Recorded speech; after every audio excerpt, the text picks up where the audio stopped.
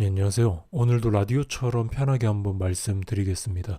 오늘 리뷰할 공포 영화는 조던 필 감독의 2022년작이라는 영화입니다. 자, 이 영화요. 제가 조던 필 감독 영화를 겟아웃, 어스에 이어서 이번에 세 번째로 다루는 건데, 이 양반이 참 특이한 게 영화마다 좀 공포의 방식이 좀 달라요. 겟아웃은 이제 인종 관련된 사회적인 공포, 뭐 어스는 이제 나 자신을 마주하는 그런 도플갱어의 얘기였다면 이번 놈은 뭘까요? 마지막에 정리해 드릴 테니까 일단 스토리 말해 보겠습니다. 바로 시작해 볼게요. 네, 영화가 시작됩니다. 화면이 켜지기도 전에 소리가 먼저 들리는데 무슨 시트콤 소리예요. 막 웃음소리 나고 박수 소리 나고 전형적인 그 미국 가정 시트콤에서 나올 법한 그 분위기. 그리고 대사가 들립니다. 어우, 아빠 생각도 깊으시네. 근데 고디, 그러고 보면은 내 선물은 나름 괜찮은 편이다. 서프라이즈 한번 열어봐 고디. 생일 축하해. 이런 대사가 나옵니다. 되게 즐거운 분위기죠. 그러면서 이제 방청객 박수 소리가 나는데 거기에 섞여서 뭔가 이상한 소리가 막 들립니다. 거친 숨소리가 나는데 사람이 아닌 듯한 숨소리예요. 크고 묵직한 뭔가 생명체의 숨소리가 시트콤 분위기 속에서 점점 커집니다. 그리고 화면이 켜집니다. 화면에는 성경 구절이 먼저 나오는데 내가 더러운 걸 내게 던져 널 능욕하여 구경거리가 되게 하리라. 나훔서 3장 6절. 아유, 이 훅가시는 하여튼 제가 나중에 설명드리겠습니다. 그래서 자막이 사라지고 첫 화면이 나오는데 뭔가 이상합니다. 신발이 그냥 서 있어요. 신발이 바닥에 쓰러져 있는 게 아니라 그냥 똑바로 서 있습니다. 신발 한 짝이 이제 바닥 위에 꼿꼿하게 서 있는데 그 주변에는 뭔가 피가 흥건한 세트장 바닥이 보여집니다. 화면 밖에서는 쿵, 쿵 이런 소리랑 함께 풍선 터지는 소리가 들립니다. 그리고 어딘가에서는 비명 소리도 같이 들려요. 아직은 뭔 상황인지 보여주질 않죠. 소리만 들립니다. 그리고 고디라는 이름이 붙여진 침팬지가 보입니다. 와, 이거 보이시죠? 손과 입에 아주 그냥 피를 잔뜩 묻히고 있는데 사람이 쓰러져 있고 침팬지는 그 옆에 있습니다. 어딘가가 피투성이에요.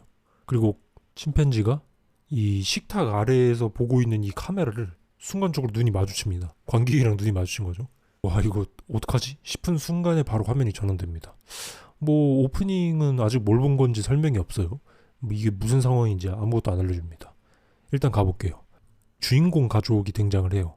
이 말 목장을 운영하는 가족인데 아버지, 아들, 딸 이렇게 세 명이서 가족이 대를 이어서 운영해온 말 목장입니다. 그리고 이 가족이 어떤 중요한 계약을 이제 영화사랑 따낸 것 같아요.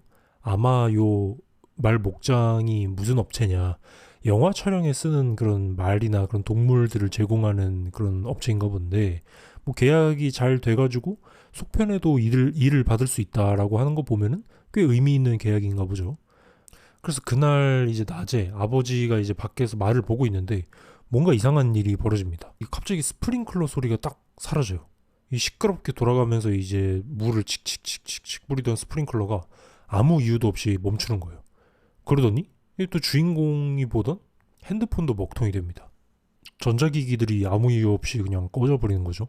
그러더니 하늘에서 뭔가 비명 소리 같은 게 살짝 이 저 너머로 들립니다. 막 이런 게 하늘 구름 사이에서 들리는데 주인공이 이상한 걸 느낀 거죠. 이게 뭔 소리지? 싶으면서 하늘을 보는데 그 순간 하늘에서 뭔가가 막 떨어지기 시작해요. 이게 막 무슨 우박같이 무슨 사이즈가 있어서 보이는 것도 아니고 뭔가 소리만 이제 휙휙휙 나는 거죠. 그래가지고 뭐지? 싶어서 이상함을 느낀 주인공이 뒤를 살짝 돌아보니까 아버지가 이제 머리를 숙이고 가만히 있어요. 아까는 원래 말 타고 계시면서 이제 조련사로서 동물을 길들이고 있었는데 갑자기 뒤를 돌아보니까 아버지가 이러고 있는 거죠. 그래서 뭔가 이상함을 느낀 이 주인공이 자세히 보는데 아버지가 이제 타고 있던 말에서 천천히 그냥 툭 하고 떨어져요. 아들이 이걸 보고 깜짝 놀라서 달려가고 황급하게 아버지를 데리고 병원으로 향합니다. 조수석에 아버지를 태우고 달리는데 아버지 얼굴에서 그냥 피가 줄줄 나오고 있어요. 아버지가 정신을 잃지 않으려고 말들 이름을 외우고 있죠. 막 고스트, 파이어플라이, 럭키, 그 목장에서 키우는 말들의 이름인가 봐요. 그렇게 읊으면서 버티려고 하는데 병원에 도착하지만 이미 사망입니다. 나중에 병원에서 이제 엑스레이를 찍어보니까 웬 머리에 동전 같은 게 박혀 있어요. 그러니까 아까 그 휙휙휙 떨어지는 소리가 이제 하늘에서 뭐 동전인지 잡동사니가 떨어졌는데 그걸 아버지가 맞고 돌아가신 거죠. 아니 뚱딴지 같이 마른 하늘에 우박도 아니고 마른 하늘에 왜 동전이 떨어지지? 이게 어떻게 된 건지는 나중에 나옵니다. 아 그러고는 타이틀이 뜹니다. 높. 이 오프닝이 되게 의미심장하죠. 자 이제 영화의 세트장이 나옵니다. 주인공의 이름이 오제이예요. 풀네임이 이제 오티스 주니어. 아버지가 돌아가신 이후로 말 목장을 혼자 이어가고 있네요. 그 아버지가 따냈던 그 영화사 계약 얘기가 이제 아버지가 돌아가시고 나서도 이제 유효하니까 오제이가 이어받아서 요 세트장에 말을 데리고 나온 상황입니다. 근데 오제이가 이제 촬영 현장에서 브리핑을 하는 장면이 말 주변이 좀 없어 보여요. 예, 사람이 좀 찐인 것 같습니다.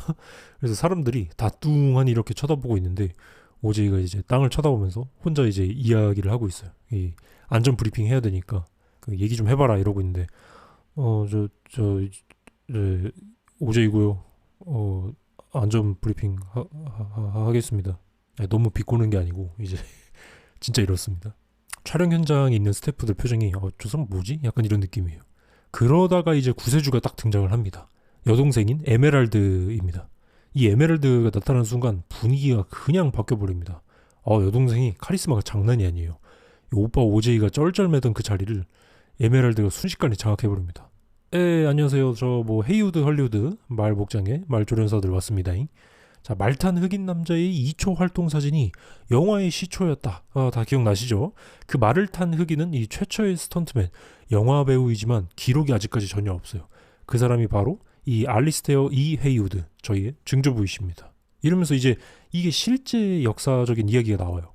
이제 1878년에 뭐 에드워드 마이브리지라는 사람이 달리는 말의 동작을 이제 연속 사진으로 찍었는데 이게 뭐 영화의 시초라고 불리거든요. 근데 그 말에 탔던 기수가 흑인이었어요. 근데 진짜 기록은 없죠. 그 말을 탔던 사람이 누구인지는 남아있진 않지만 이 영화상에서는 에메랄드가 그 사람이 이제 자기네 증조부라고 하는 거죠. 그러면서 이 영화 산업 자체의 시작부터 저희 헤이우드 가문이 관여를 해왔다 이러면서 뭐 이제 자기소개하는 거죠. 그러면서 이제 딱 얘기를 합니다. 뭐 초기부터 영화 산업에 지분이 있었으니 이제부터 저희 말 잘 들어주시고 안전수칙 전달하겠습니다. 뭐 큰소리 내지 마시고 폰 꺼주시고 위험한 상황 생기면 전화 이제 오빠한테 연락을 해주세요. 이렇게 그냥 혼자서 그냥 스탠딩 쇼를 해버리고는 사라집니다. 이제 오빠 오제이랑 관객들도 이제 멍하니 쳐다보고 있다가 네, 촬영이 시작이 되네요. 이 오제이랑 에메랄드의 캐릭터 사이가 이 장면으로 바로 그냥 완벽하게 나와버리죠. 이 오빠인 오제이는 좀 찐이고 여동생 에메랄드는 완전 그냥 MBTI 파워 2에다가 그냥 인싸인 거죠. 근데 이 세트장 촬영이 문제가 생겨요. 오제이가 보기엔 이제 말이 좀 쉬어야 되는 상황인 거죠. 그 대기 리허설도 오래 했으니까. 근데 이제 원체 촬영 현장이 바쁜 거 아닙니까? 그래서 바로 막 준비해야 된다. 세트장 현장에 정신이 없어요. 사람들 돌아다니고 막 말 뒤로 가고 말 뒤로 가면 안 되는 거 아시죠? 그 말 뒷발차기 맞으면은 그냥 머리가 사라져 버립니다. 그러더니 앞불싸 어떤 사람이 이제 준비하다가 웬 거울 같은 거를 이제 말 얼굴 쪽으로 가져다 대버려요. 근데 당연히 이제 말이 지 코앞에 이제 말이 워낙에 예민한 동물이잖아요. 갑자기 자기 얼굴을 보고서 그냥 깜짝 놀라서 뒷발차기를 해버립니다. 그러면서 막 세트 용품으로 있던 뭐 어떤 거를 박살을 내버리는데 분위기도 똑같이 박살이 나죠. 결국 이제 계약이 망하고 쫓겨납니다. 아버지가 6개월 전에 따낸 계약인데 아버지가 돌아가시고 이제 오제이가 이어받았더니 바로 이렇게 됐네요. 말을 데리고서 이제 여동생이랑 목장으로 복귀를 해요. 이 목장은 어딨냐? 이 산 너머 초원 한복판에 있는데 꽤나 깊은 산골짜기 안에 있습니다. 가까운 마을이라고는 근처에 요 주피터 파크라는 놀이공원 유원지 하나가 있을 정도예요. 그렇게 이제 말들을 데리고 목장으로 돌아가는 길에 주피터 파크에 들릅니다. 왜냐면 이제 일이 사실 안 풀렸으니까 목장을 유지하기 위해서는 이제 돈이 있어야 되는데 어쩔 수 없이 일이 없으니까 말을 팔아야 되는 상황인 거죠. 그래서 럭키를 포함해서 총 10마리 이거를 이제 주피터 파크에 팔러 가는 거예요. 이제 가는 길에 오제이랑 에메랄드가 티격태격합니다. 이제 오제이는 에메랄드한테 야 영화 현장에서 너 하는 연기니 노래니 뭐 알바 좀 홍보 좀 하지 말라 이러고 잔소리를 하고 에메랄드는 이제 또 말 목장 일이 나한테는 알바고 그거 연기가 나한테 주업이다 이러면서 받아치거든요. 이제 이 둘의 관계가 딱 봐도 그 오빠 동생 특유의 그 티격태격 감성입니다. 그렇게 이제 주피터 파크의 사장을 만나러 올라가는데 사장이 누구냐? 이름이 주프라고 불리는 요 남자예요. 동양인이죠. 요 주프가 어렸을 때 좀 TV 프로그램에서 유명했던 아역 배우예요.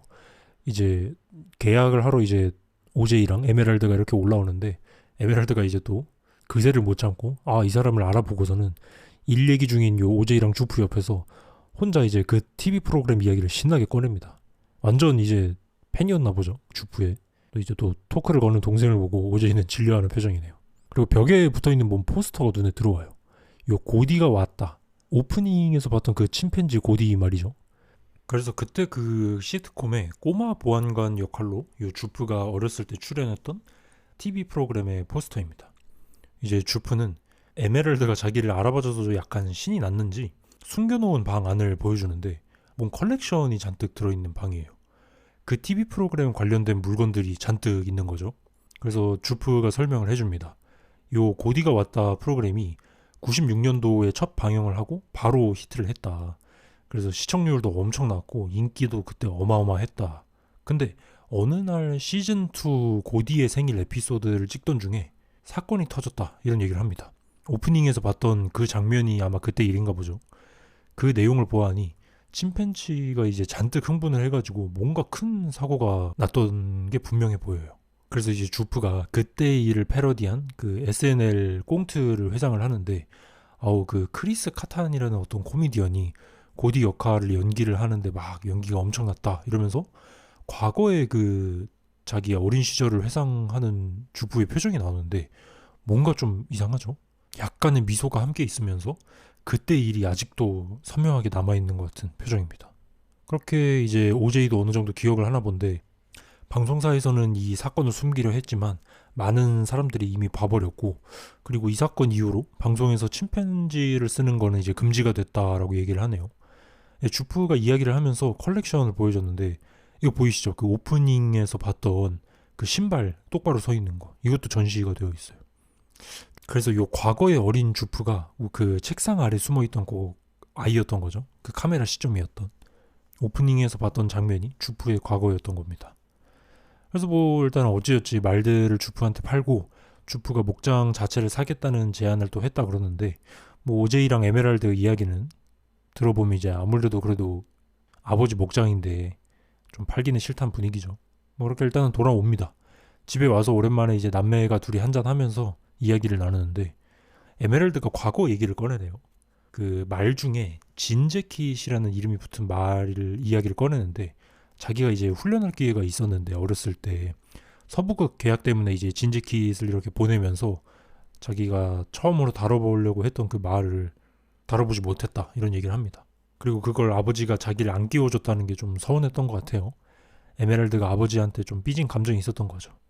뭐 그렇게 이야기하면서 둘이 아버지를 추억을 합니다.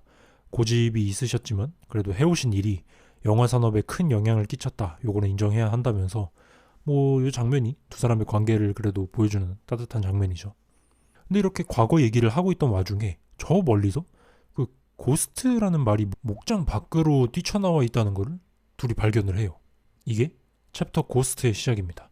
이 영화가 챕터별로 나뉘어져 있는데 챕터 이름이 그 다 말 이름이에요. 이게 그냥 구성 방식이 아니라 각각의 말 이름이 그 챕터의 분위기나 내용이랑 좀 맞닿아 있죠. 그래서 오제이가 나가서 이제 고스트 옆에서 하늘을 올려다보고 있는데 집 쪽에서는 이제 에메랄드가 음악 소리를 잔뜩 키우고 놀고 있어요. 오빠는 저 말 데리러 나가는데 지는 저기서 춤이나 추고 앉아있고 하여튼 그러고 있는데 그 소리에 놀랐는지 고스트가 갑자기 울타리를 뛰어넘고 달려나갑니다. 평소 같지 않은 요 고스트의 행동에 오제이가 뭔가 미심쩍게 쳐다보던 와중에 이상한 거를 발견을 해요. 뭐냐?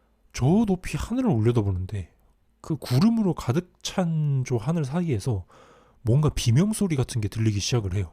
오프닝에서 들렸던 그 비명소리죠. 이런 소리가 들리는데 구름 사이로 갑자기 그 0.1초 만에 뭔가 커다란 게 슥 나왔다 사라집니다. 이게 원체 그 화면의 밝기도 어두워갖고 잘 안 보이는데 이거 진짜 순식간에 거의 한 20m는 좋게 돼 보이는 커다란 형체가 구름 사이로 그냥 슥 그림자가 비치면서 그냥 이동을 합니다. 오제이도 깜짝 놀랐는데 마침 저쪽 방향에서 집에 전기며 불이며 노랫소리가 순식간에 정전이 되면서 슥 꺼지더니 다시 돌아옵니다. 집에서 신나게 춤추고 있던 에메랄드가 이제 이게 대체 뭔가 싶은 표정이죠. 오제이가 집에 막 도착해서 방금 일을 이제 에메랄드랑 심각하게 이야기를 해요. CCTV를 돌려보면서 오제이가 말합니다. 저기 있잖아 에메랄드. 혹시 나쁜 기적이라는 게 가능할까? 아버지가 이제 비행기 부품에 맞아 죽은 것도 그렇고 하늘에서 동전이 떨어진 것도 이상했는데 자기가 방금 뭔가 이상한 커다란 무언가를 봤다 이럽니다. 형체는 정확히 못 봤는데 엄청나게 크고 빠르면서 조용했다라고 하는 거죠. 에메랄드도 이상한 걸 느꼈는지 묻습니다. 혹시 오빠 지금 나랑 같은 생각 하는 거냐고. 그러고서 다음날 둘이 마트에 도착을 하는데 쇼핑하면서 이야기를 나눠요. UFO 증거 사진을 찍으면은 어떤 사이트에서 무슨 10만 달러를 준다는 이야기가 나오죠. 아, 어제 봤던 그 커다란 형체를 둘 다 UFO이지 않을까라는 생각을 하고 있는 거네요.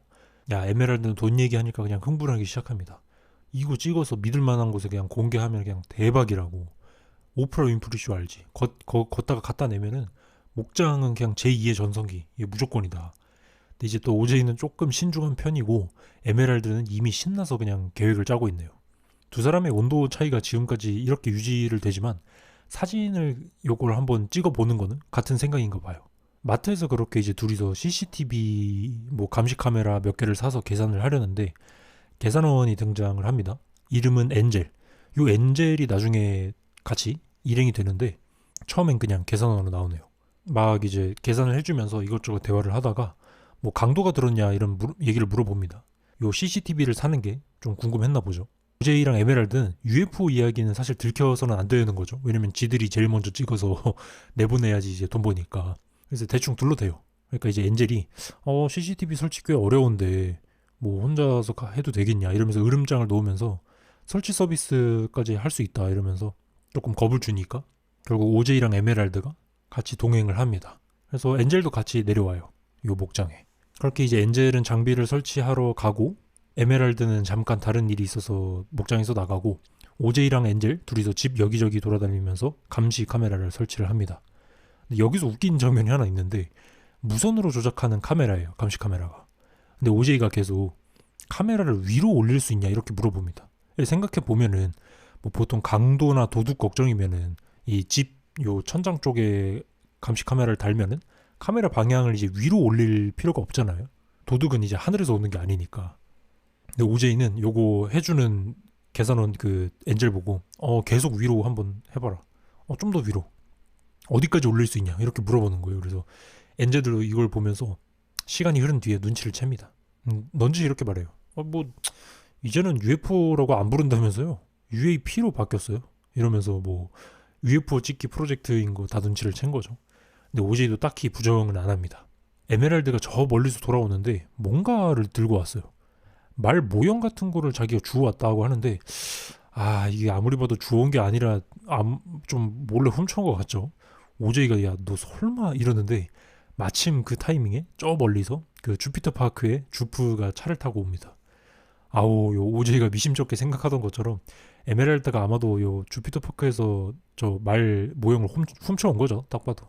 그래서 이제 차를 타고 따라온 주프는 이제 자기네 유원지에서 몰래 가져간 거를 이제 알면서도 하자마자 대놓고 훔쳤냐고 물어볼 수는 없으니까 은근슬쩍 추궁을 하는데 이제 에메랄드랑 엔젤이 뻔뻔하게 넘어갑니다. 뭐 우리 집에도 그런 거 비슷한 거 있다. 되게 멋있다. 말 모형 뭐 이러는데 뭐 이제 안 넘어오니까 주프가 이제 뻘쭘하게 뭐 저 우리 유원지에서 가족 라이브 쇼 계획하고 있는데 뭐 언제 뭐 들러라 이러면서 이제 그러니까 3인방이 이제 오케이 이러면서 칼 차단을 박는 거죠. 그러니까 주부가 멋쩍게 따봉 그래 따봉 이러면서 그냥 가는데 이 장면이 진짜 웃깁니다. 스티븐 연 요 배우 유명하죠. 한국인이거든요. 네, 감사합니다. 그렇게 이제 엔젤이 감시 카메라 설명을 해주고 자기도 이 프로젝트에 끼고 싶은 눈치인데 오제이랑 에메랄드 둘이 이를 악물고 안 맞아줍니다. 엔젤이 그래도 설명을 해줘요. 카메라 A가 혹시라도 전원이 나가면 요 하늘을 향한 B 카메라가 정전의 범인을 찍을 거라고. 요 이제 챕터 클로버가 시작이 됩니다. 밤이 됐어요. 에메랄드가 이제 주프네에서 훔쳐온 말 모형이잖아요. 그거를 미끼로 삼아서 가운데에다가 갖다 두고 기다리는 중이에요. 그런데 이제 한밤중에 잠을 못 자고 깨어있던 요 오제이가 갑자기 말들이 있는 목장 외양간에 불이 켜진 걸 발견을 합니다. 이상한 거죠. 오제이가 가보니까 어두운 밤에 불도 켜져 있고 틀지도 않은 요 스프링클러가 작동을 중이에요. 칙칙칙칙칙칙칙 이러면서. 그래서 이상하다 싶어서 기계에 전원을 내립니다. 뭐 별거 아닌가 생각하고 나가려는데 목장 문 밖을 나가려는 OJ의 뒤편에서 다시 또 불이 켜지면서 칙칙칙칙칙칙 스프링클러가 작동을 하기 시작해요. 이상한 거죠. OJ가 떨면서 이게 설마 외계인인가 싶어서 천천히 저 너머를 바라보는 순간에 저기 요거 보이시죠? 갑자기 저 어둠 속에서 뭔가 꾸물꾸물거리는 한 2m 조금 안 된, 그러니까 1m에서 1.5m쯤 되는 이 형체가 슥 하면서 일어납니다. 뭔가 정확히 뭐다 싶은 그런 모습이 보이지가 않는 게 어둠 속에 가려져 있어요. 이거 보이시죠? 와, 이제 오지가 떨면서 야, 이게 외계인이구나 싶어가지고 주머니에서 폰을 꺼내는 순간 갑자기 오른쪽에서 하나가 더 튀어나와요. 요 빼꼼 이렇게 천천히 나오는데 겁나게 긴장이 되는 순간이죠. 와, 오제이가 이때부터 당황해가지고 안돼 잠깐만 이러면서 뒷걸음질 치면서 오케이, 너 한번 나와봐 오지 제대로 한번 찍어줄게 이러면서 폰 카메라를 확대하고 기다리고 있습니다. 와, 요 모퉁이에서 슬슬 얼굴을 이렇게 빼내면서 이렇게 보는데 얘네가 확 달려드는 것도 아니에요. 천천히 다가옵니다. 한밤중에 오제이가 미친 공포 영화를 찍는 건가 싶은 순간에 이 오른쪽을 딱 돌아보니까 갑자기 또 거꾸로 매달린 뭐 외계인 같은 요 보이시죠? 이놈이 확 있어요. 그래가지고 깜짝 놀라서 이제 주먹을 확 내질렀는데 알고 보니까 저 개초딩들이에요. 그냥 주피터 파크에서 온 주프의 아들 딸내미들인데 이놈들이 장난질 치려고 그냥 온 거였네요. 에이씨, 그러면서 얘네들이 나가면서 주피터 파크 건드리면 가만 안 둔다 그러면서 장난치면서 나가는데 에이씨, 별거 아니었네요. 에메랄드도 이제 뒤늦게 도착해서 야, 너 이 개초딩들 감히 우리 헤이우드 목장에 시비 걸러 왔냐? 뭐 이러니까 오제이가 이제 가만히 있다가 야, 네가 모형 훔쳤잖아 이러고 에메랄드가 맞네 이러고서 그냥 끝나버립니다. 같은 시각에 엔젤도 야간에 이제 일을 하면서 시간 때우려고 이렇게 모니터를 보고 있는데 몰래 이제 자기가 설치해준 오제이랑 에메랄드네 집에 있는 감시 카메라를 쳐다보는 거죠. 솔직히 보면 안 되는데 자기도 궁금하니까 이렇게 보고 있어요. 근데 사마귀가 딱 붙어가지고 화면이 가려진 거예요. 그래가지고 에메랄드가 긴장을 쓸어내리고 관리실에서 나가려고 하는데 전화가 옵니다. 이 엔젤이에요.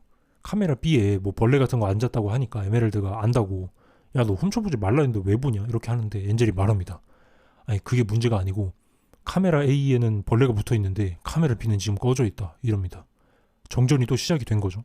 그러면은 UFO가 온 거잖아요. 아까 첫 번째 UFO 같은 게 나타났을 때 집안에 전부 불이 꺼지고 노래도 꺼지고 핸드폰도 먹통이 됐었잖아요. 와, 근데 하필이면은 그 타이밍에 이제 오제이는 주프 아들 딸내미들이 풀어놓은 요 클로버라는 말 잡으러 밖에 나온 상황이에요. 요 오제이의 시야에서는 집에 불이 나가버리는 걸 보자마자 말 클로버가 뭔가를 느꼈는지 미친 듯이 도망가기 시작합니다. 하필 요 클로버 때문에 넘어져 버린 오제이가 바람 소리가 막 나는 방향을 보니까 무슨 토네이도처럼 소용돌이가 막 생기고 있는데 그게 무슨 깃발을 위로 빨아들이고 있어요.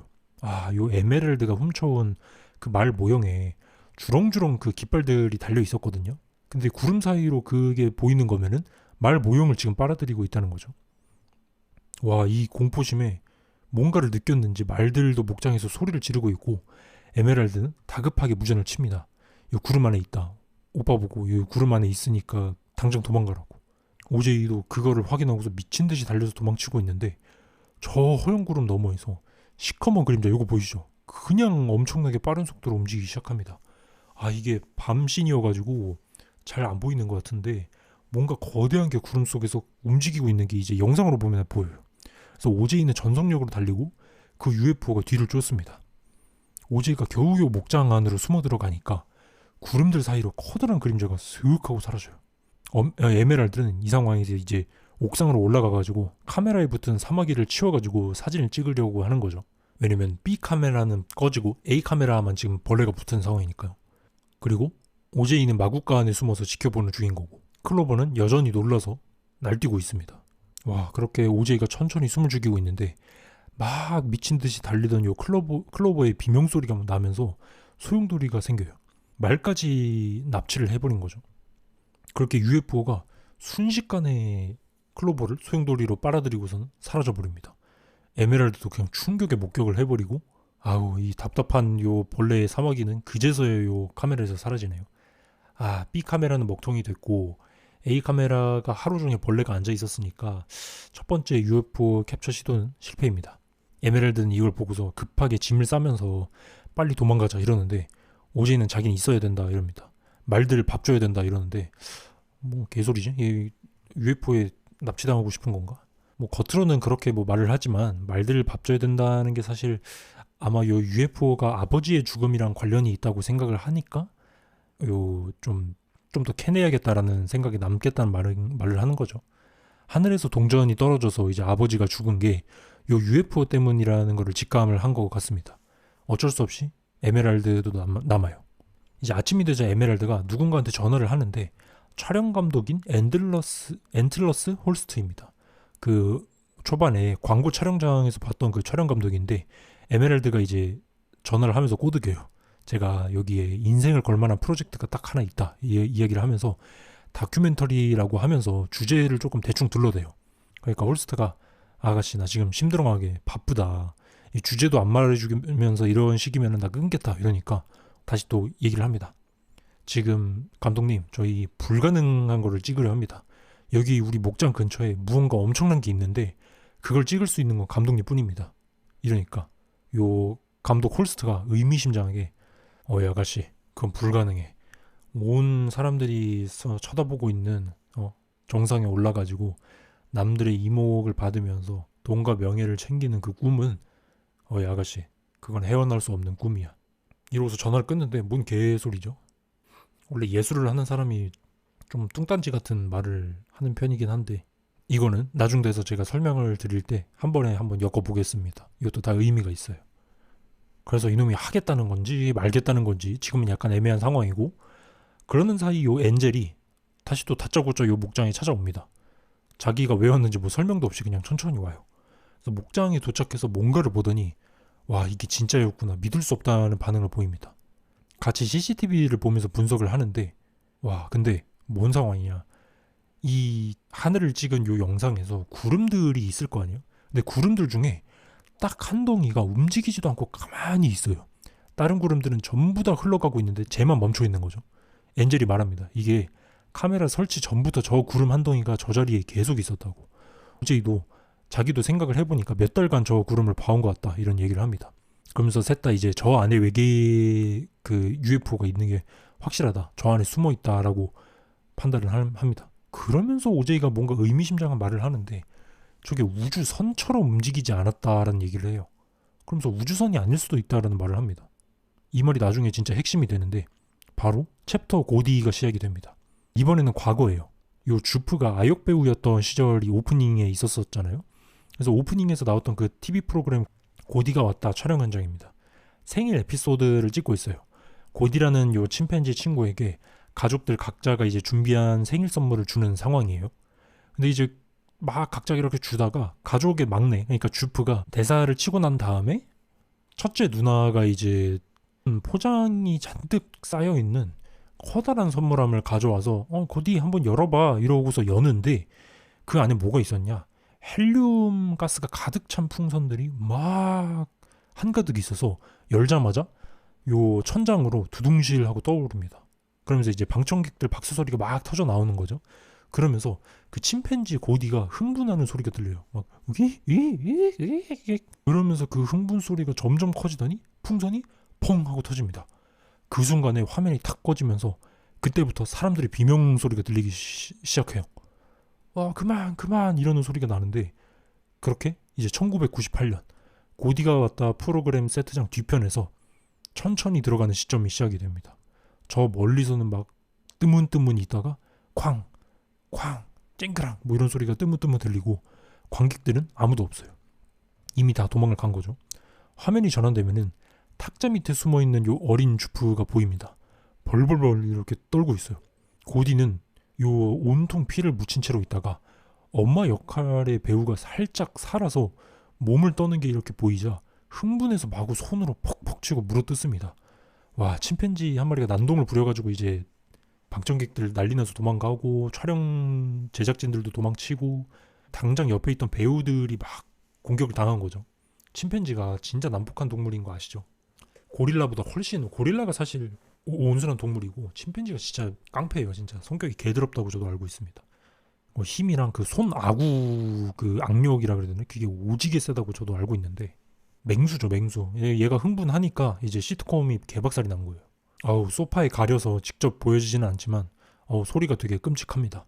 그러다가 저 멀리 그 아빠 역할의 배우가 도망치려고 고디랑 탁 대치를 하다가 막 달려나가는데 저 침팬지 속도에 당연히 인간이 먼저 따라잡히죠. 잡혀서 또 쳐맞습니다. 중간중간 헬륨 풍선 터지고 막 그 소리에 고디가 오히려 더 흥분하고 이러고 있는데 주프의 눈에는 그 오프닝에서 봤던 그 신발이 똑바로 서 있는 광경이 또다시 보여요. 이 광경이 이제 어린 주프한테는 그렇게 선명하게 남았던 거죠. 현재 시점에서도 이제 기념으로 컬렉션에 넣어놨을 정도니까요.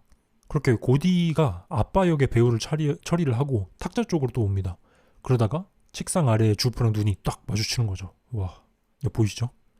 그러면서 고디가 천천히 이 탁자 아래로 다가오고 피범벅이 된 손으로 이제 천천히 주프를 바라보는데 막 그냥 이 순간 또 주프를 향해서 뭔 일을 하는 게 아닌가 막 이러면서 갑자기 막 고디가 흥분을 했다가 막 웃기기 소리도 냈다가 가만히 또 주프를 바라보더니 평소에 주프랑 나누던 그 손인사, 그 주먹 인사 알죠?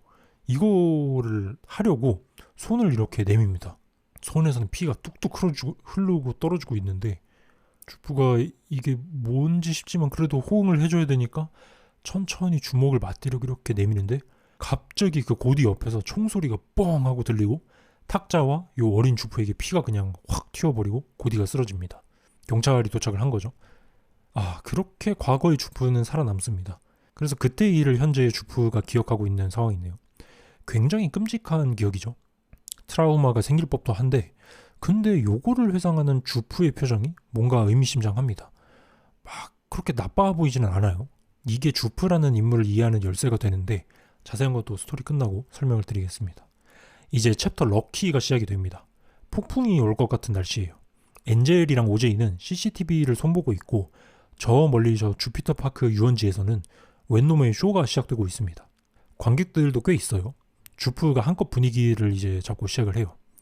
자, 안 믿어지시겠지만 여러분은 이제 곧 인생이 바뀌는 경험을 하게 될 겁니다. 지난 6개월간 매주 금요일마다 저는 엄청난 장면을 목격해왔습니다. 여러분도 오늘 그걸 보게 될 겁니다. 그날 저는 이곳으로 요 트리거란 이름의 말을 찾으러 왔었죠. 눈앞도 안 보일 만큼 안개가 자욱하게 짙었지만 맹세컨대 저는 그날 저녁 6시 13분에 안개를 뚫고 무언가를 보았습니다. 바로 2m는 좋기 버스 2개 분량은 돼 보이는 구름 사이를 하강하는 비행 접시를요. 주프도 이미 알고 있었던 거죠. 요 근처에 뭔가가 돌아다니고 있다는 거를 알고 있었다는 거예요. 그리고 얘도 이걸 쇼에다가 써먹으려고 계획을 했었던 거죠.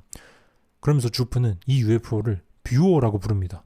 주프가 아직 아들 딸내미들 공연 먼저 보겠다고 순서를 진행하려 하는데 갑자기 저 멀리서 요 구름 사이에 비행 접시가 슬며시 보입니다. 예정보다 일찍 나타난 거죠. 주프가 이제 당황하면서 자리에 앉아 계시라 이러면서 진정시키면서 쇼를 진행합니다. 예상보다 요 비행 접시가 일찍 왔는데 오케이 그러면은 즉흥적으로 한번 바로 시작해 보도록 하겠습니다. 이러면서 말우리를 이렇게 풀어요. 그러니까 말들을 미끼로 요 UFO한테 바치면서 관객들한테 쇼를 보여주려는 심산인 거죠. 근데 말이 요 공포에 질린 건지 우리 문이 열려도 안 나오고 있어요. 분위기가 이상해지기 시작합니다. 공연장의 나레이션이 점점 기괴하게 막 꺼져버리고 슬러시 기계도 멈추고 순간 조용해집니다. 정전이 시작된 거죠. 그 UFO가 다가왔을 때. 그러면서 사람들이 전부 다 홀린 듯이 일어나서 하늘을 쳐다보는데 미친 듯이 바람이 불기 시작해요. 그러면서 흙먼지가 막 날리면서 사람들 비명소리가 막 들리고 있는데 사람들이 빨려 들어가기 시작합니다. 주프도 하늘을 올려다보다가 알 수 없는 표정을 지으면서 모자가 벗겨지고는 최후를 맞이합니다.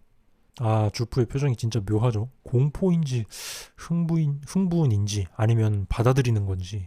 그러고서 UFO에 빨려 들어간 모습이 나오거든요. 무슨 꽉 막힌 좁은 관 같은 공간에 사람들이 온갖 끼어서 위로 올라가고 있어요. 비명이랑 괴성이 그냥 섞여서 미친 듯이 울리는데 요 끼어서 밀려 들어가는 모습이 진짜 기괴합니다.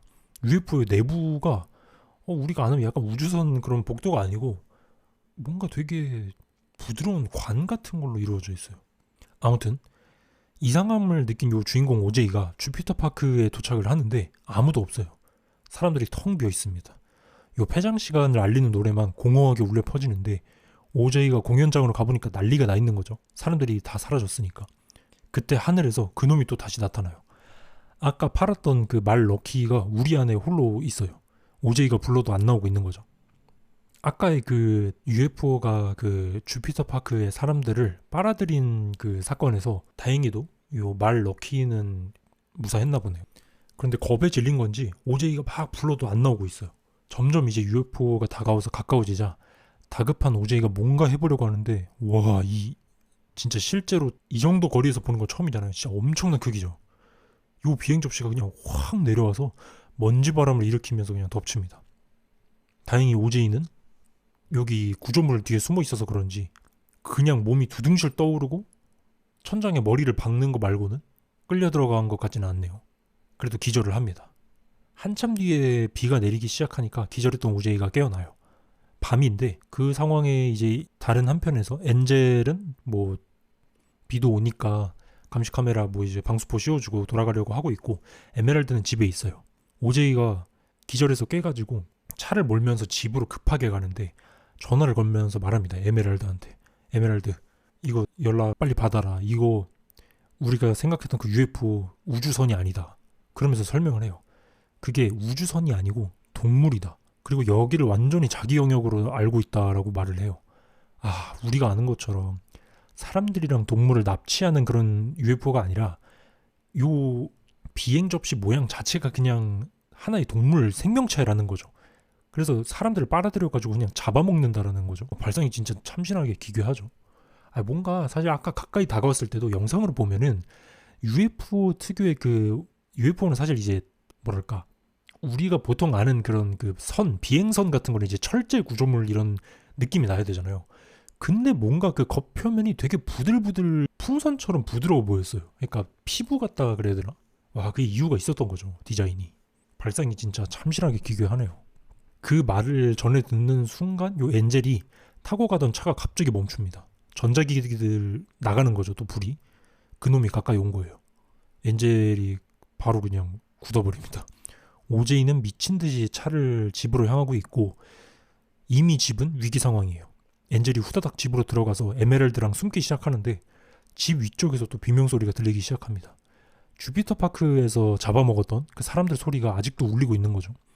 그러더니 원래 그 유리창에 이제 빗물이 부딪히는 소리가 들려야 하는데 어느 순간 비가 멈춥니다. 와, 이게 뭔 소리냐면 이제 집 주변에 그놈이 둥실둥실 떠 있으니까 비가 멈추는 거잖아요. 와, 그러면서 이제 그 전경이 펼쳐지는데 그놈의 모습이 보이죠. 얼마나 큰 거냐 이 정도면은. 와, 그러면서 위에서 잡아먹였던 사람들의 비명소리 막 울려 퍼지다가 순간 콰직 하는 소리가 나면서 사람들 소리가 싹 사라집니다. 소화를 한 건가 보죠. 그러더니 잠깐 있다가 하늘에서 물건들이 막 떨어지기 시작해요. 휘릭 휘릭 휘릭 이러면서 사람 잡아먹고 그 옷이나 아니면 잡동사니 같은 거를 뱉어내는 거죠. 오프닝에서 그 아버지가 죽었을 때 하늘에서 동전이 떨어졌던 이유가 이거죠. 그놈이 이제 먹이를 소화하면서 필요 없는 거는 다 뱉어내는데 그중에 이제 동전이 있었던 거고 그게 아버지 머리에 박힌 거죠. 벌벌 떨고 있는 요 에메랄드와 엔젤이 있는 집 창문에 이제는 피가 줄줄 흐르기 시작합니다. 사람들 전부 잡아먹고 이제 피를 토해내는 거죠. 와, 진짜 개 끔찍합니다. 요 화면 장면이. 이 모습을 차에 타서 집 앞에 도착한 오제이가 바라보는데 표정이 레전드예요. 이거 말로 설명하기 어려운 표정이죠. 공포이면서 동시에 와, 이거 뭐 어떻게 해야 되지? 감도 못 잡는 표정이에요. 그렇게 한참을 지난 뒤에 이제는 집의 유리창에 빗물이 다시 떨어지기 시작하고 오제이가 타고 있는 트럭에 비가 안 내립니다. 이러면은 이제 집에서 이동해서 오제이가 타고 있는 트럭 위에 이동을 한 거죠. 그래서 오제이가 와, 이거 조졌다 싶어가지고 차문을 살짝 열고 위로 보자마자 높 이러면서 이제 바로 문 닫아버립니다. 이게 맞죠. 괜히 트럭에서 나가서 뭐 하려 하면 안 되죠. 그래서 오제이가 안 되겠다 싶어서 그냥 문 걸어 잠그고 에라 모르겠다 그냥 가만히 버팁니다. 그렇게 이제 새벽이 지나고 아침이 되면서 에메랄드랑 엔젤이 숨어있던 집에 불이 살며시 들어옵니다. 전원이 켜지는 걸 보면은 이제 그놈이 간 거죠. 그렇게 이제 OJ가 타있던 트럭도 시동이 켜져서 천천히 차를 끌고 요 엔젤의 차 근처로 갑니다. 에메랄드랑 엔젤도 도망갈 준비를 하는 거죠. OJ가 자기 차는 망가졌으니까 엔젤 차로 갈아타려고 이제 살금살금 이동을 하면서 나머지 둘한테 빨리 와라 이러면서 이제 조마조마하게 기다리는데, 아까 엔젤이 노래 틀어놓고 갔었거든요, 밤에. 근데 또 이제 틀어놨던 그 노래가 천천히 꺼져버립니다. 그놈이 또 온 거죠. 그러면서 구름 사이로 이제 그림자가 확 생기면서 OJ가 그걸 목격하는 순간 영화 초반부 그 촬영장에서 있었던 일이 딱 떠올라요. 이 거울을 말한테 가져다 댔을 때 말이 막 흥분하면서 뒷발질을 해버렸던 그 장면 있잖아요. 그때 이제 OJ가 했던 말이 뭐냐면은 여러분들이 말이랑 눈을 마주치지 마라 이런 얘기를 했었거든요. 그때 OJ가 뭔가를 깨달아요. 그러고선 이 순간 고개를 팍 숙입니다. 위에서 그놈이 거대하게 이제 천천히 내려왔는데 OJ는 눈을 아래로 깔고 쳐다보질 않아요. 그렇게 나머지 둘을 후다닥 태우고서 차를 몰고 이동을 합니다. 뭐 어찌어찌 상황이 정리되고 셋이 요 멀리 떨어진 엔젤 자취방에서 잠시 쉽니다. TV에서는 이제 요 주피터 파크에서 사람들이 대량으로 실종된 사건이 보도가 되고, 그렇게 이제 주인공 3인방이 한숨 돌리면서 밥 먹으면서 앞으로 어떻게 할 건지 이야기를 해요. 뭐 무사히 도망쳐 나오긴 했는데 OJ는 여전히 돌아가야 한다고 말을 해요. 자기 말들 밥도 줘야 된다 이러는데, 에메랄드는 자기는 더 이상 그 미친 곳에 들어가고 싶지도 않다 뭐 이런 얘기를 하는데, 아무래도 돈과 명예를 받아보고 싶었던 에메랄드도 솔직히 그 잡아먹히기에는 무서웠던 거죠. 근데 주인공은 요 아버지와 관련된 그거에 대해서 이제 끝장을 보고 싶은지 계속 돌아가야 한다라고 주장을 합니다. 결국 그래서 셋이 다시 돌아오는데 집이 아주 그냥 피범벅으로 난장판이 되어 있죠. 그런데 저 멀리 누군가가 있어요. 촬영 감독 홀스트가 이제 소문을 듣고 찾아온 거죠. 구름이 움직이지 않는다는 걸 눈치챈 걸 보니까 이미 얘네가 뭘 찍으려는지 거의 그냥 감을 파악한 모습입니다. 자, 그렇게 해서 주인공 OJ, 그리고 여동생 에메랄드, 그리고 같이 꼽사리 낀 우리 마트 직원 엔젤, 그리고 촬영 감독 홀스트 해가지고 이렇게 4인방 일행이 앉아가지고 대책 회의를 합니다. 무슨 말을 하냐면은, 내가 봤을 땐 저놈은 우리 때문에 온 게 아니다. 아마도 주프 때문에 온 것 같다라고 합니다. 주프가 저놈을 길들이려고 했지만 이 세상에는 길들일 수 없는 맹수도 있다 이런 얘기를 하죠. 그러면서 이 거대한 비행 접시 괴물한테 이름을 진 재킷이라고 붙이기로 해요. 과거에 이 목장에 있었던 말 이름이죠. 여동생 에메랄드가 다룰 뻔했지만 실패했던. 그러면서 이 놈을 어떻게 사진을 찍을 건지 회의를 해요.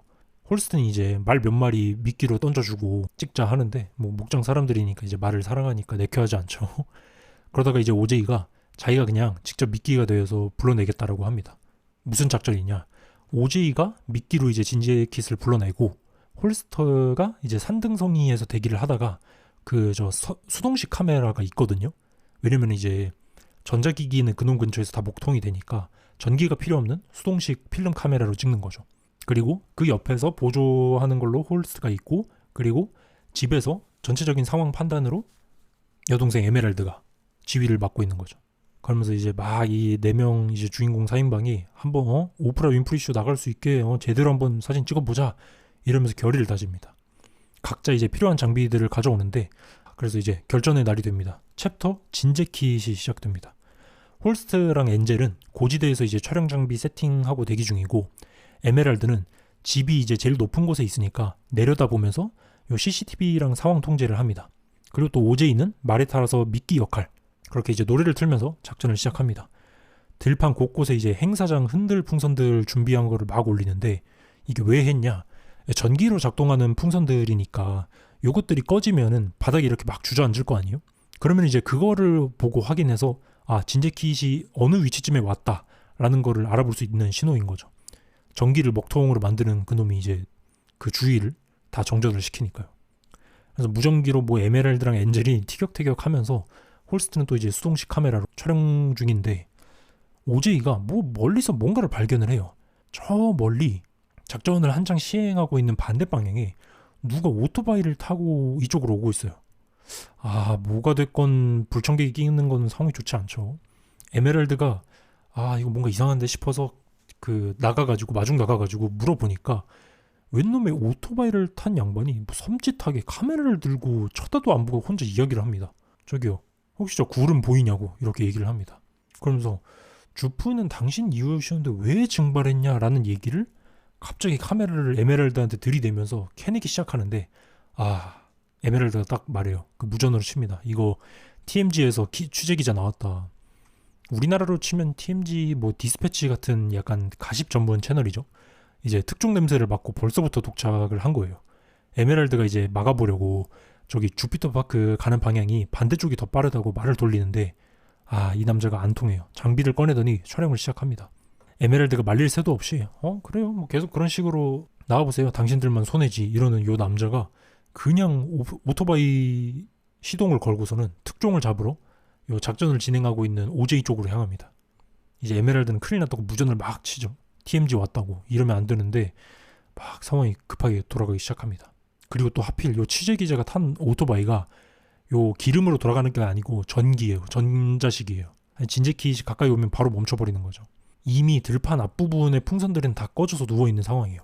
진제키시 가까이 오고 있는 상황이고 그쪽 방에서 이제 취재 기자가 전기 오토바이를 타고 미친 듯이 달려오고 있는데 마침 홀스트랑 엔젤도 그걸 발견을 하고 OJ도 그걸 발견을 하지만 말릴 새도 없이 그쪽으로 향합니다. 마지막 요 꺼져버린 풍선을 지나자마자 오토바이가 그냥 멈춰버리고 남자가 이제 우왕 하면서 비명을 지르면서 나가 떨어집니다. 그래요. 뭐 예견된 거였죠 이거는. 그래서 저거는 그냥 지가 죽어도 싸다 뭐 이렇게 나머지는 그렇게 얘기하고 있는데 OJ는 구하려고 천천히 다가가요. 하지 말지. 풍선들이 다시 살짝 켜지는 걸 보면은 진제킷이 살짝 이동을 한 것 같죠. 요 타이밍을 노려서 OJ가 좀 구해보려고 하는 것 같습니다. 이놈 취재기자 이놈은 넘어져가지고 팔이 부러진 상태에서도 그냥 방금 장면 찍었냐고 물어봅니다. 그냥 특종이 미친놈이죠. 계속 카메라만 찾고 사진 찍으려고 하는데 OJ는 구하려고 이제 부축을 하려 하는데 또다시 근처에 풍선들이 주저앉아요. 진지킷이 돌아온 거죠. 카메라도 먹통이 됩니다. 이 OJ도 이 사람은 안 되겠다 포기하고 그냥 두고 갑니다. 취재기자는 이제 미친듯이 비명을 지르면서 뭐야 이거 찍어야 돼 이러면서 카메라를 찾는데 그냥 빨려 들어가면서 잡아먹힙니다. OJ는 말을 타고 도망을 치네요. 이 타이밍에 홀스트가 이제 필름으로 찍었어야 되는데 필름을 가는 바람에 수동식 카메라로 정확히 못 찍은 것 같죠. 아무래도 도망간 이제 OJ가 멈춘 곳에 진지킷이 또다시 등장을 합니다.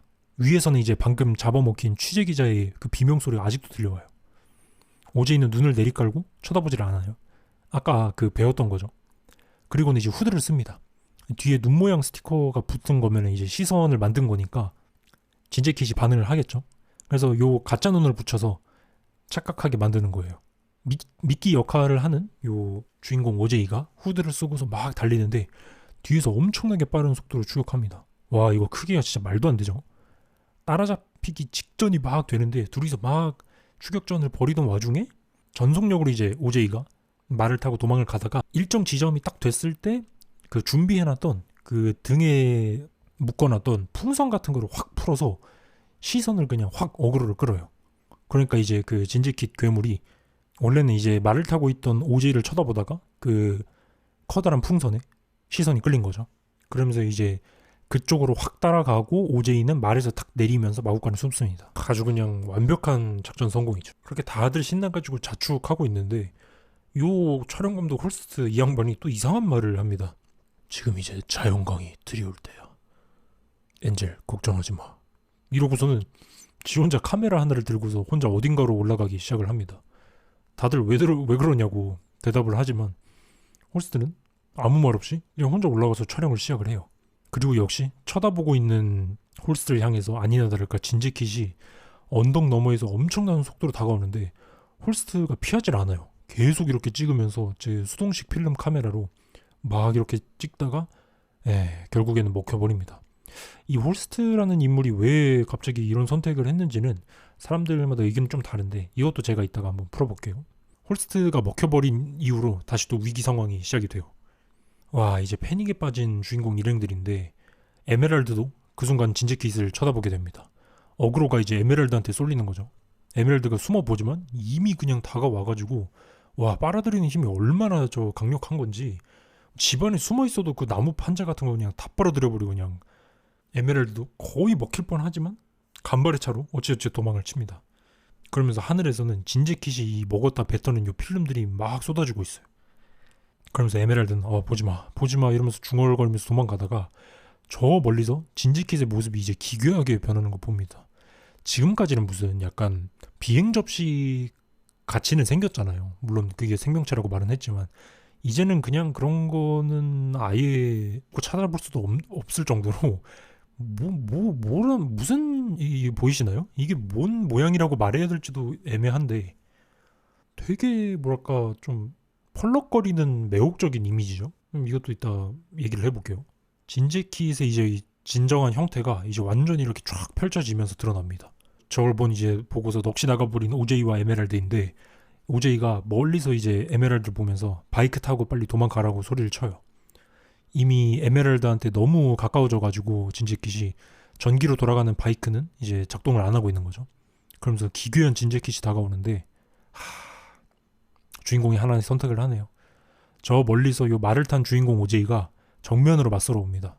이거 안주 이거는 이제 공포 영화가 아니고 약간 장르가 히어로 영화로 바뀌었는데요. 이거 멋있게 말 타고 와가지고 에메랄드가 이제 눈을 깔고 오제이만 쳐다보자 이제는 진재킷이 오제이 쪽으로 이동을 합니다. 자기를 쳐다보는 놈한테 이제 어그로가 끌리니까 진재킷이 잡아먹으러 다가가잖아요. 근데 이제 에메랄드는 오빠 그러지 말라 그냥 먼저 도망가라 이렇게 얘기를 하는데 오제이랑 이제 어렸을 때 에메랄드가 서로 나누던 인사 방법이 있었어요. 이렇게 눈을 이렇게 짚은 다음에 너를 쳐다보고 있다 이런 얘기를 하는데 마지막 수미 상관으로 둘이 나누던 동작으로 이렇게 인사를 하네요. 그래도 주인공이어서 이렇게 플래그를 세워도 죽을 것 같지는 않은데 아무튼 그 인사를 보는 이제 에메랄드 표정이죠. 그렇게 결심을 한 요 에메랄드가 오빠의 희생을 확인을 하고 안타깝지만 이제 자기는 눈을 깝니다. 그러면서 진재킷이 오제이를 향해서 커다란 눈동자를 펼치면서 다가옵니다. 그러면서 이제 진재킷이 멀어지니까 에메랄드 쪽에 있던 요 오토바이는 작동이 바로 시작이 되는 거죠. 그래서 바로 그냥 시동이 걸린 바이크를 타고 에메랄드가 달리기 시작해요. 그냥 도망을 치는데 순식간에 진재킷이 따라 붙습니다. 이 오빠인 오제이를 이미 먹어치우고서 바로 오는 건지 모르겠는데 이거 날라오는 거 보세요. 이거 개 무섭지 않습니까? 이거 아까 보면은 그 밤중에 비 올 때 위에다가 이제 진재킷이 피토할 때 보면은 웬만한 그 별장보다도 더 컸잖아요, 크기가. 미국 별장이면 사실 우리나라 그 자그마한 빌라만 할 텐데 근데 지금은 실제로 뭐가 실제로야. 지금은 이제 진재킷이 최종 형태로 더 이 펄럭거리면서 펴졌잖아요. 그러면은 크기가 무슨 뭐 한 빌딩만 하지 않을까. 어마어마한 크기죠. 이놈이 이러면서 쫓아오는데 이제 추격전이 시작됩니다. 그냥 그 오토바이를 몰고서 에메랄드가 미친 듯이 달리다가 주피터 파크 쪽에 딱 도착을 해요. 그래가지고 뭔 생각인지 딱 오토바이를 멈추고 한 가지 방법을 딱 떠올립니다. 유원지 한가운데 있는 요 주프에 자기 풍선이 있어요. 이거 보이시죠? 이거를 묶어놨던 요 줄 같은 걸 풀어서 위로 띄어 올립니다. 그리고 유원지 안에 그 우물처럼 생긴 사진 자판기가 있어요. 동전을 넣으면 그 사진 찍히는 그 오래된 기계 장난감 뭔지 아시죠? 그래서 그거를 에메랄드가 동전을 넣어서 준비를 합니다. 딱 그 진재킷이 덮치는 순간을 찍으려고 하는 거죠. 그래갖고 이 주프의 풍선이 이 하늘 위로 두둥실 떠오르니까 요 어마어마한 요 매혹적인 요 비주얼을 보고서 진재킷이 홀린 듯이 다가오는 거죠. 그리고 에메랄드는 이 순간을 사진으로 딱 포착을 하려고 준비하고 있습니다. 그래서 진재킷이 주프의 풍선을 먹으려고 그냥 완전히 감싸버리는 그 순간 에메랄드가 으아 하면서 그냥 타이밍을 놓치지 않고 자판기로 찰칵 하는 순간 요 촬영이 딱 성공을 하죠. 그러고서 요 주프의 풍선을 이 입안으로 쏙쏙 먹고 나서 저 멀리 날아가던 요 진재킷은 얼마 안 가서 펑 하고 터져버려요. 헬륨가스가 원체 가득 차 있으니까 일정 고도 이상으로 올라가면 터져버리는 거죠. 아주 그냥 한방 제대로 먹였네요. 사진도 찍고 저 진재킷도 처리하고 그렇게 이제 모든 게 끝납니다. 에메랄드는 이제 누구도 이제 우리 헤이우드 목장 건드리면 아주 그냥 좆되는 거야 이러면서 소리를 지르고 있고 주피터 파크의 폐장 노래가 공허하게 울려 퍼지고 있는데 저 멀리서 울고 있는 에메랄드의 시선이 누군가를 바라봅니다. 그러면서 미소를 싹 바뀌는데 누굴까? 이거죠 이거. 무사히 이제 살아 돌아온 오제이가 말을 타고 있네요. 아마 아까 엔젤도 보면은 한번 빨려 들어갈 뻔 하다가 겨우 천막 때문에 살았었고, 오제이도 이렇게 말을 타고 멀찍이 도망쳐서 이렇게 복귀를 한 모습을 보면은 홀스트만 죽었네요. 그리고 여기 이제 헤이우드 가문 요 주인공과 여동생은 사진도 멋지게 찍고 오프라 윈프리 쇼 나가겠죠 앞으로. 야, 이 뭐 서부극 주인공 마냥 요 결말에 아주 그냥 멋지게 가오를 싹 잡아주는 포즈로 엔딩을 장식합니다. 자, 이렇게 영화가 끝이 났어요. 재밌었는데요? 아, 어떻게 뭐 잘 보셨을까요? 진짜 영화가 일반적인 공포 영화처럼 좀 답답하고 그런 거 없이 재밌게 진행이 되죠. 초반은 공포였다가 뒤로 가면 이제 약간 계획형 액션 장르가 되어버리는데, 이런 장르 변화 전 재밌는 것 같아요.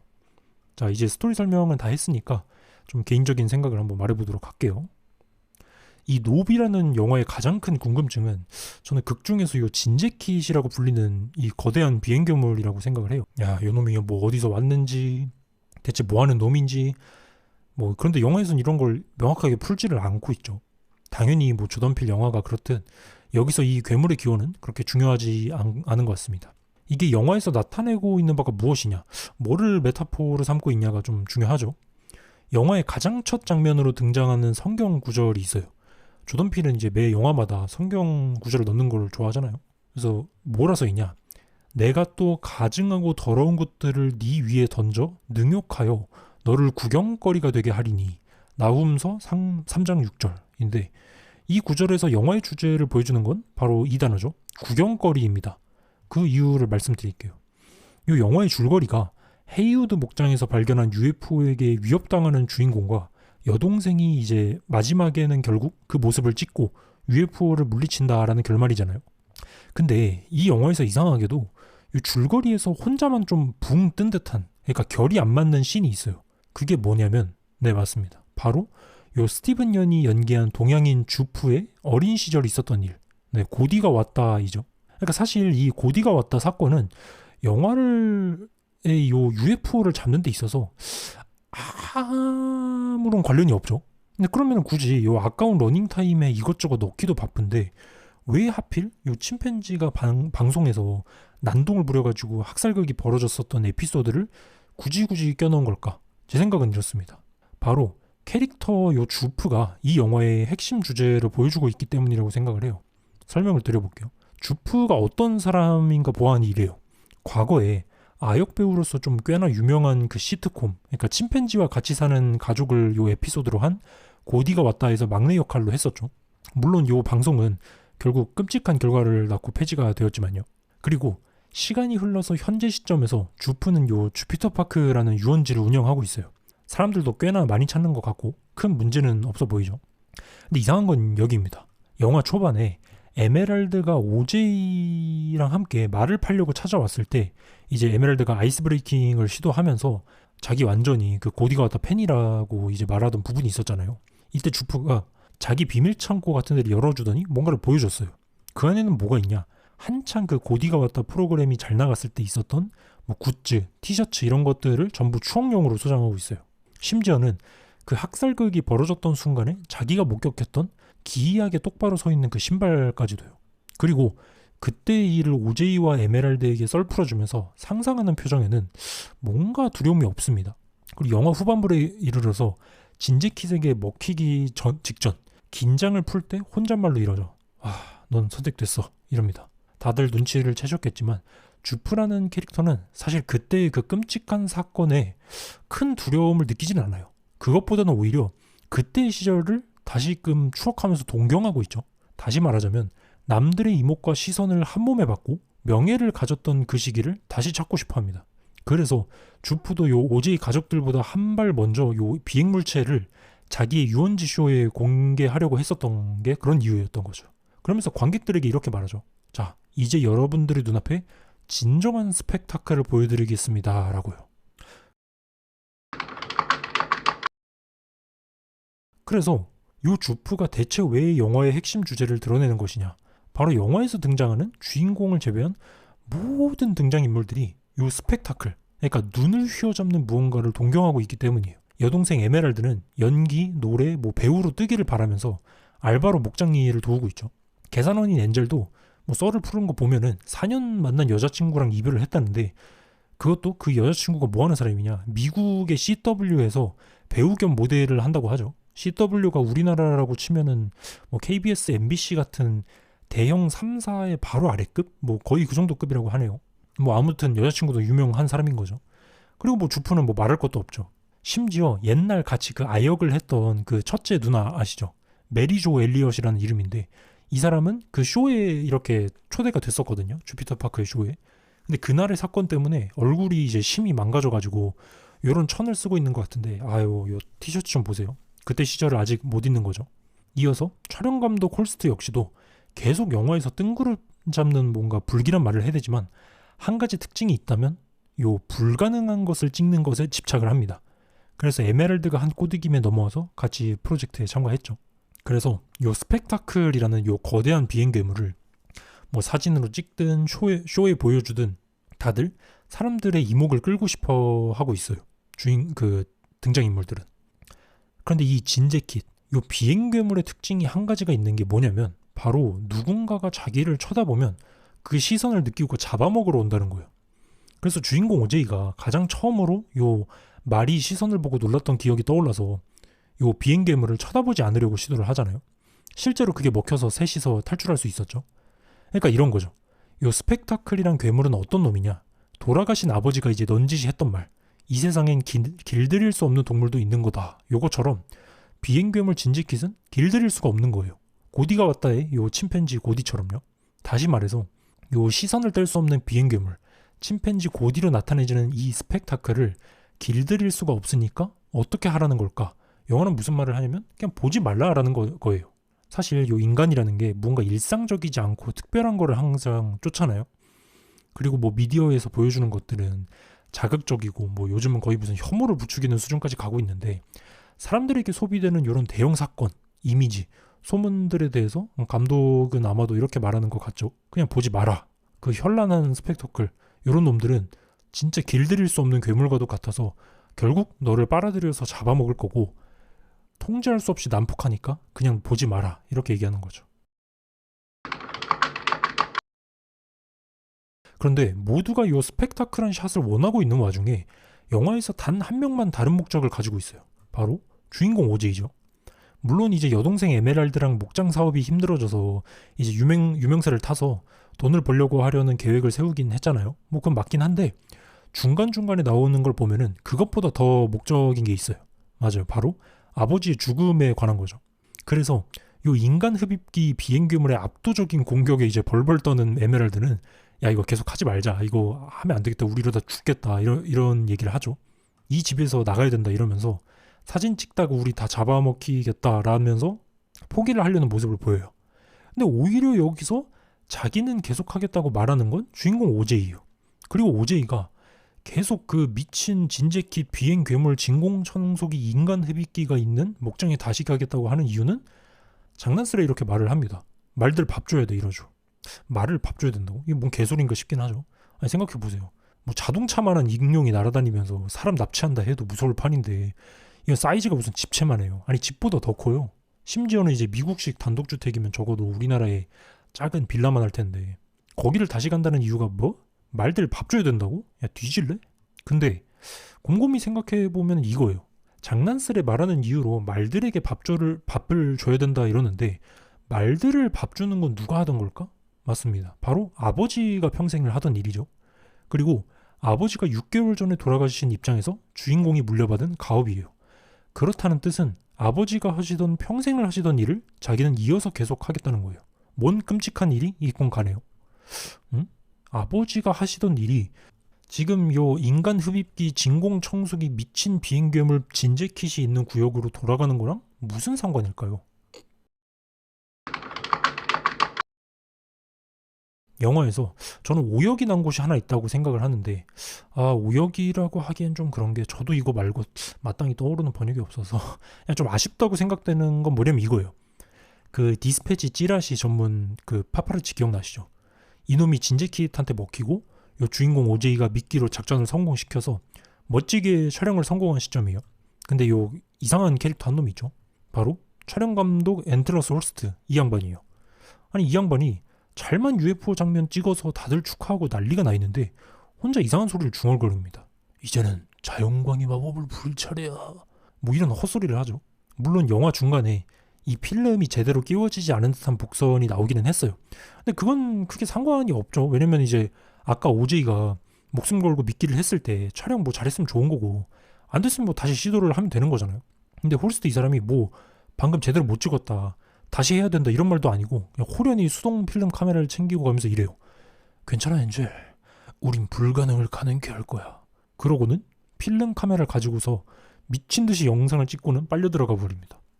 이걸 보고선 보통 이런 해석을 하더라고요. 앞에서도 이제 홀스트는 다큐멘터리에서 이제 문어 같은 포식자의 모습을 보면서 통화를 하고 있는 걸 보면 불가능한 걸 찍고 싶어하는 욕망이 있다라는 걸 드러냈다 이러는데, 그래서 이제 홀스트의 마지막 선택이 스펙타클과 같은 요 불가능한 샷을 찍는 거에 대한 욕망으로 직접 요 포식자에게 먹히는 시점으로 찍으려 했다라는 설명이 많아요.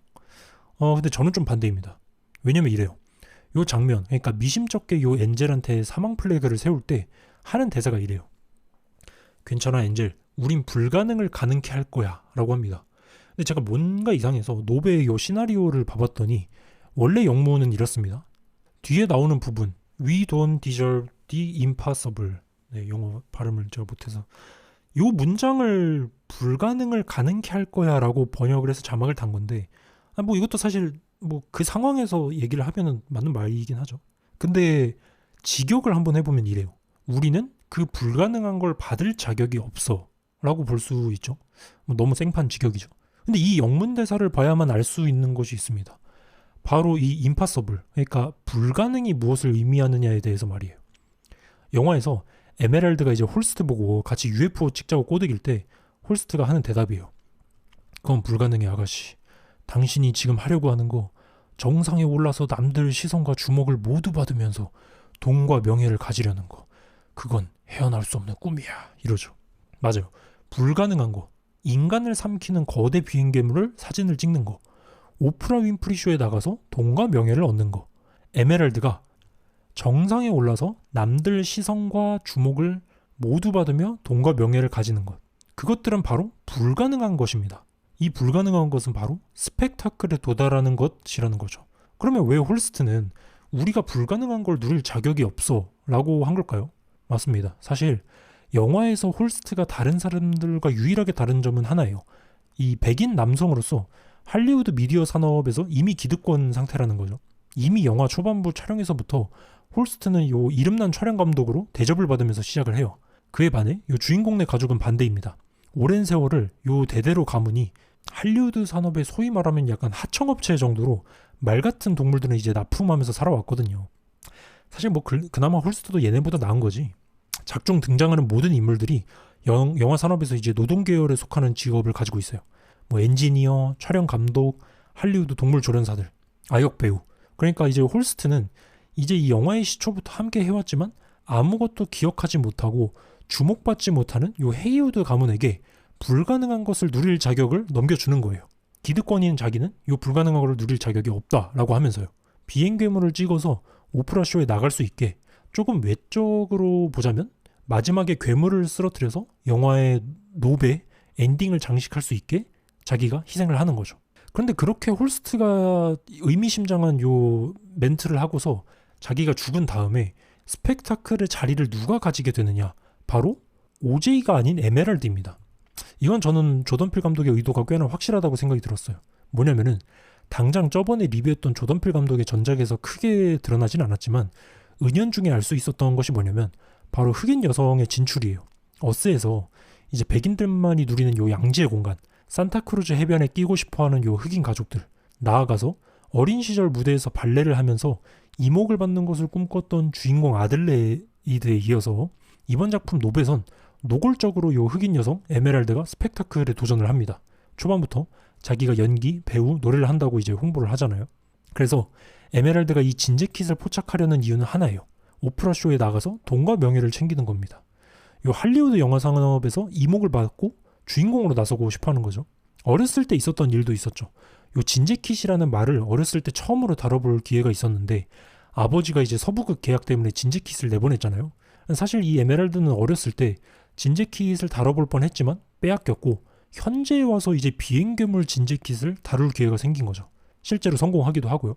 그래서 요 스펙타클을 다뤄볼 기회, 그러니까 말 위에 앉아서 이목을 받아볼 기회를 뺏겼던 과거에 비해서 이젠 비행괴물을 포착해서 한번 불가능에 도달해보려는 것이죠. 근데 반대로 오제이는 조금 다른 쪽에 의미를 두고 있어요. 아버지를 죽음으로 몰고 간 요 비행괴물에 대한 복수, 그리고 말들 밥 줘야 된다는 얘기를 하면서 아버지가 해왔던 이 일을 이어가겠다고 표명을 해요. 영화에서도 이제 진제키 사진 찍기 프로젝트 전날 밤에 나레이션으로 뭐라 그러냐면 올 테면 와봐라. 우리 아버지가 해온 일은 그 누구도 지울 수 없다. 이러면서 자부심을 드러내죠. 그러면 남매가 이렇게 갈리는 거예요. 여동생 에메랄드는 목장 일을 알바로 하고 진짜로 원하는 건 모두의 이목을 받는 배우가 되는 겁니다. 반대로 오제이는 말주변도 없고 뭐 친화력도 없는 캐릭터이지만 아버지가 그동안 할리우드 산업에 기여한 공로에 되게 자부심을 느끼고 그 사람들을 서포트해주는 자리에 남겠다는 뜻이죠. 마지막에 이 오제이가 뒤집어 쓴 후드티에 크루가 적혀있는 것도 노골적이죠. 그래서 마지막 엔딩을 장식할 주인공으로서 오빠 오제이는 사이드킥, 그러니까 미끼 역할로 빠지게 되고 여동생 에메랄드가 오토바이를 타고 서부극을 찢습니다. 21세기 말이라고 볼 수 있는 이 오토바이를 타고서 이 아키라 포즈까지 딱 잡아준 다음에 아버지를 죽였던 동전으로 우물 사진관을 돌려서 비행괴물 사진을 찍어버리고 죽이는 요 복수를 멋있게 완성하는 거죠. 뭐 근데 사실 여기서 의미심장한 건 저는 이렇게 생각을 해요. 요 영화 노브는 이 스펙타클에 대해 경계해라 라는 거잖아요. 그냥 보지 말고 빨려 들어가지 마라 이런 뜻인데 결국 그 이목을 받는 스펙타클의 자리에 흑인 여자 주인공 에메랄드가 올라섰다는 건 이게 결말이 마냥 해피엔딩으로는 저는 볼 수 없다고 생각이 들어요. 그냥 제 생각입니다. 그래서 곧 조던필 영화 신작이 나온다 그러는데 다음 영화는 뭔가 스펙타클에 오른 흑인 여성이 끔찍한 고통을 받는 그런 내용이 나올라나요? 뭐 아무튼 다음 영화도 기대가 됩니다. 네, 오늘도 이렇게 헛소리까지 들어주셔서 정말 감사드리고요. 다음 영상도 아주 좀 더 재미난 녀석들로 준비해 오도록 하겠습니다. 저는 지금까지 영계였고 들어주셔서 감사합니다.